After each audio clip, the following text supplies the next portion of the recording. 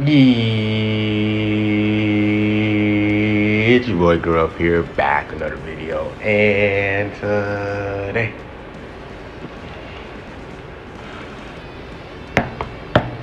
I got the video, guys. Man, today we're going to be running the movie sagas, but it's going to be the Wrath of the Dragons edition. So I know that we can rock the EX. I know that we can rock the EX green kid trunks, and I know we can rock Great Saiyaman 2. But I want to be rocking these three because those are going to be the main three I'm rocking anyways. We already have a green with Dragon Fist Goku, so there's no point of me. I'm not going to bring in that kid trunks, but he is part of that movie, I believe. And then Great Saiyaman 2, I believe, is from that movie, the Great Saiyaman 2 unit. So, but instead, Great Saiyaman 2 is on here, so it's like we're gonna be rocking these three: Great Saiyaman 1 and 2, Tapion, and then the Dragon Fist Goku. So we're gonna be rocking them because they are part of the same movies. This is what's name is themed off of the Wrath of the Dragons movie, I guess, right? So we're gonna be rocking all three of them together. Two support units, Great Saiyaman 1 and Hero Tapion. They both have great support for the team, so it's going to make Dragon Fist Goku, our heavy hitter, do a lot of damage. But Tapion can do a lot of damage as well, and Great Saiyaman 1. So those are the bench. Here's the equips. Let's hop in some matches. Let's get some dubs. So we do have 5 matches for you guys and everything, and yeah, let's just see what they can do. So first match, we're facing like Fusion Warriors, but he has what's name as leader, MUI Goku, because that's what I've seen a lot of people do for their fusion team, because red is kind of like the color that they're lacking for Fusion Warriors, so they just kind of just put Goku there because the Fusion Warrior team is basically all Saiyans. They don't really have any Gotenks in there, so you just put all Saiyans on there. So he does start off with, he does have the purple, so I do have Tapion there, and I popped the blue card. Look how much damage that did pretty solid. So he does try to sidestep. I don't know what he was trying to do there, but I just stay in with Tapion, and he does cover change with MUI Goku. So I believe this is his first time cover changing with him. So I do sidestep there. I do go to Great Saiyaman 1 and 2. Pop the green card, bro. I think this Zenkai is actually not bad. I honestly did. This is probably like my first time using them in PvP with their Zenkai. I remember I made a video without their Zenkai, and then like a couple days later they got their Zenkai announced. But they're pretty solid. They do some really solid damage. They have the support. They heal the team, so it's really nice. So I almost about to pop the ult card right there. Do forfeit it because it was about to be Raps. Like he was. It got real ugly. It got real ugly for him. That's all I'm gonna say. But Great Saiyaman 1 and 2 is not a bad red for the team. Not gonna lie, I think you could say that he is the best red for Sagas in movies. You could say Bojack. You could say Red Piccolo. It kind of depends on what you want to favor towards a defensive unit, an offensive unit, or a support unit. All three of them has their flair, like their what they're good at and everything. But we're facing against a Goku team here. I do instantly go to Dragon Fist Goku. We don't have to deal with no purples. So all I'm doing is like, all right, you know what I'm saying? I'm just going to ramp up my gauge. I'm going to build up this damn afflicted buffs. I'm going to try to rack up these Dragon Balls as much as possible. And we end off with the blue card there because that's what we have. So half his health on the Dragon Fist, but he can heal if he lands cards and everything. So it's not like that is permanent. So he tapped me there, and then I tap him again. He waited for me to sidestep. I should have just attacked immediately. But yeah, he got me there. See, he's slowly healing up as well. So I'm eating the damn with Great Saiyaman 1 and 2. I'm surprised he didn't go to the blue Goku yet because this type advantage for him. But he just stays in just to, like I said, build up his gauge, get the health as much as possible, which makes total sense. So I didn't sidestep there. I honestly didn't know what to do. So here I thought he sidestepped, but all he did was drift. So he caught me with the PV there. I thought he sidestepped, but he taps me here with Goku 4, which I was like, okay. I give him minus card draw speed, so he won't be able to replenish his cards. So he taps me here again, and then I tap him back. I don't know why he's trying to force me to vanish. So right here, I just PV him, get the card with Tapion, and Dragon Fist Goku, bro. Look at the damage. Like, look at him go. This is insane. And then he goes to his Dragon Fist Goku. I was very confused that he did that. So I just popped all these strike cards in a row. I should have popped the main ability, but I didn't think the kid Goku would be back in time. So what I did here is I just popped the ult card and instantly just wipe out the kid Super Saiyan 3 Goku because his defense is terrible. He does a lot of damage, but he can't tank any damage as well, and especially from a ramp up Dragon Fist Goku like him. So I attack here. he does vanish it out because he tackles me. I should have just vanished instantly, but I didn't. So I do eat the damn Great Saiyaman 1, and look at them tanking, bro. They're tanking very, very good. So I go to Tapion here. So just in case if he Rise of Rush, we get the death damage and everything. And after the combo's over, he does get minus card draw speed every time he finishes the tap. So every time he taps me, bro, he's just getting minus card draw speed every time. And he won't be able to farm no new cards. He taps me once again. So he does have a strike blast card right there. Tap me once again, bro. Like I said, he's getting those debuffs every single time. So I instantly popped the Rush because he swapped out. And I popped the green card here. If I took out this Goku, this is basically game. But I think he actually guesses me here, which is unfortunate. So, you know, with this Goku, he can heal with his main ability. He can heal every time he lands a card. And then he catches me there with Tapion. But Tapion barely survives with like 100 and something health. So what I'm trying to do here is I'm trying to tap him out. But he pops the green card. When you get his gauge, he does heal every time he lands a green. And then he PVs me here, which is unfortunate. And he's about to get a combo. I attack immediately here, and then he rushes. So this Goku gonna be a lot more dangerous because with his main ability, he can take away my Vanish and he can gain his Vanish back. So even if I get rid of his Vanish, he can basically kind of like just like reverse Uno card me, you feel me? And like just get his Vanish back, and then I lose my Vanish. So it's pretty dangerous when this Goku has his gauge.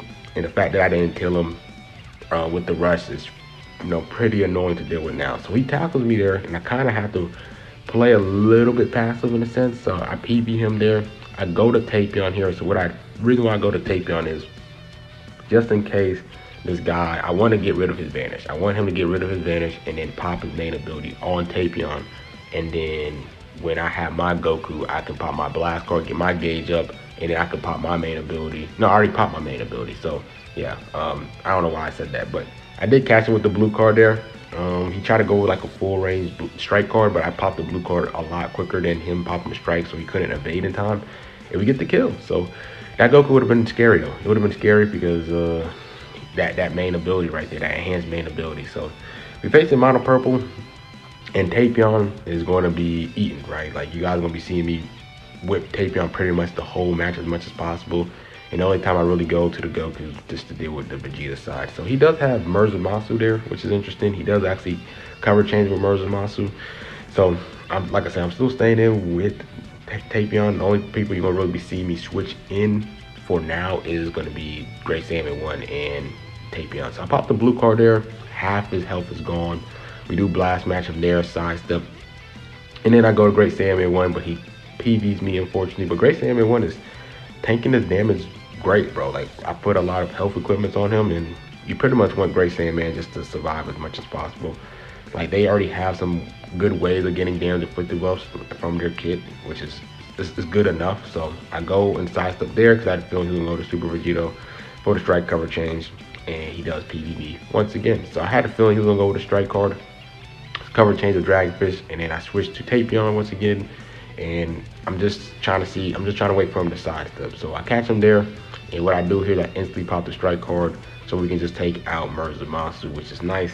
Take out a cover changing unit, and now it's a 3v2. So like I said, I'm going to be rocking Tapion as much as possible in this match because like type advantage. So he sidesteps again, and I attack immediately this time.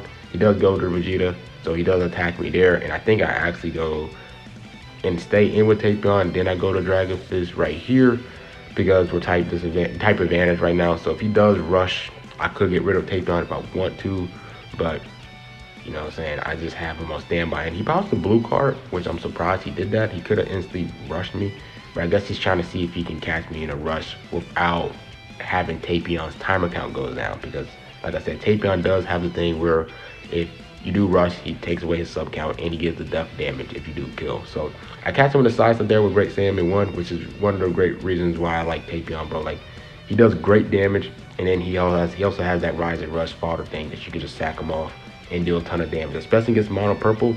That AoE card is gonna drop all their health down to 1 basically. So yeah, we do kill with Great Saiyaman 1, and now I pop the main ability here to see if he was gonna play aggressive. I back up here, he does tackle me, sidestep once again, and he does sidestep right there, unfortunately. So he is chaining these cards together.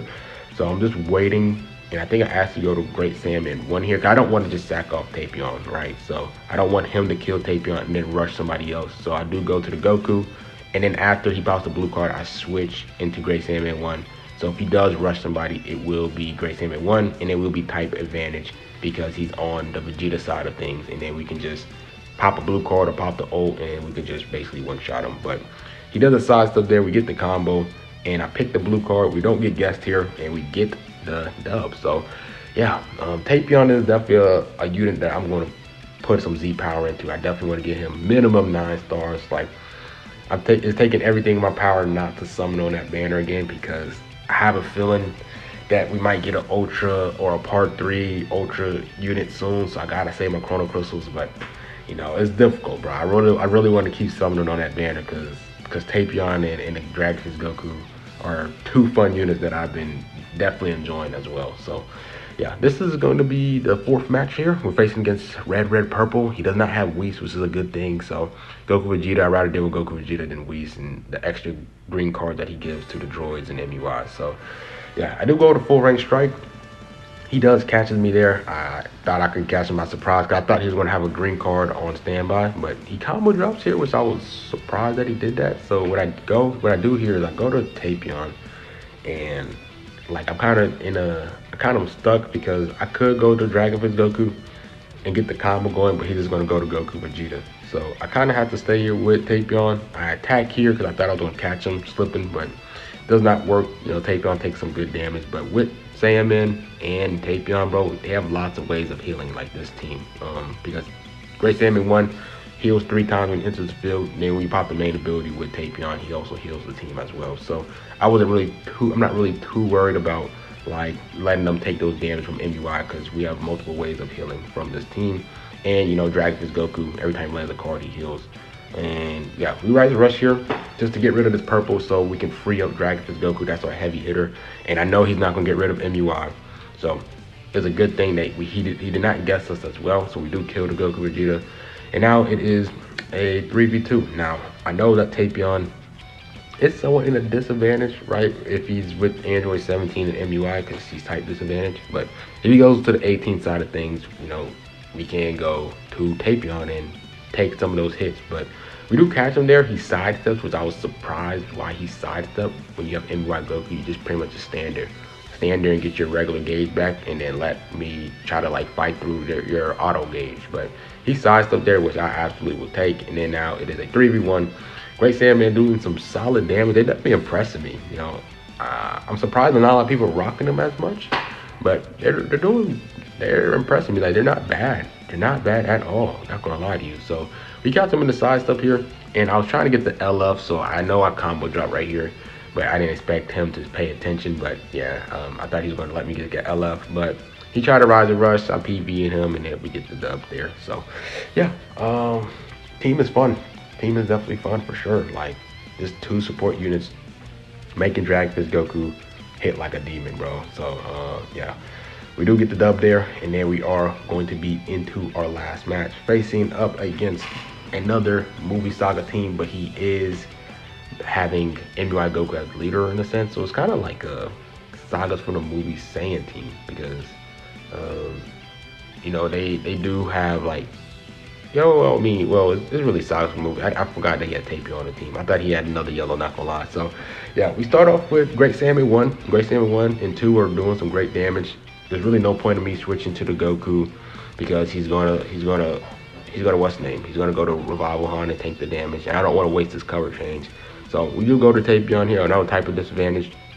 I'm just trying to buy some time. I'm not going to initiate until he has his gauge going, so we do get the combo going. Like I said, I'm still not going to Tapion. I mean the DragonFist Goku, because he has Revival Gohan on standby. So you guys are gonna basically just see me switch in and out between Great Saiyaman 1 and 2 until like he switches out, which he actually does. We do clash in the middle. So I'm just trying to win this clash, but I think I actually lose this. Yeah, I actually lose this here.